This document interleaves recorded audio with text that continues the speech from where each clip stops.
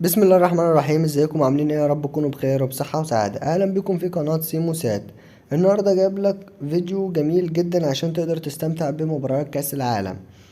هات كده ورقة وقلم واكتب معايا. هتكتب ايه؟ هقول لك. قناة بي ان سبورت المفتوحة على النايل سات هتنقل معظم مباريات كأس العالم. هات ورقة وقلم واكتب المباريات اللي هتنقلها. يلا بينا عشان ما اطولش عليك. واحب افكرك، لو انت اول مره تشوفني في القناه يا ريت تشترك في القناه وتفعل زر الجرس، ويا ريت تدعمنا باللايك عشان تحفزنا وننزل فيديوهات اكتر على القناه. يلا بينا عشان نبدا. المباريات هي، او طبعا هتنقل الافتتاح. قطر والاكوادور افتتاح كاس العالم هتنقله.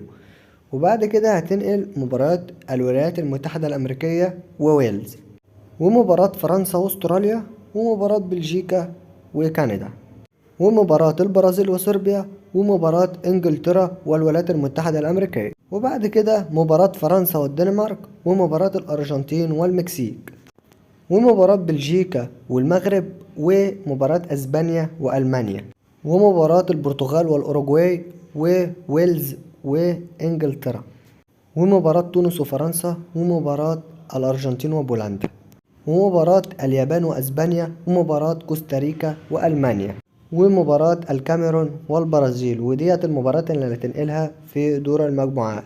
وهتنقل 5 مباريات في دور ال16، وهتنقل 3 مباريات في دور ربع النهائي، وهتنقل مباراتين نصف النهائي، وهتنقل مباراة النهائي ومباراة تحديد المركز الثالث والرابع.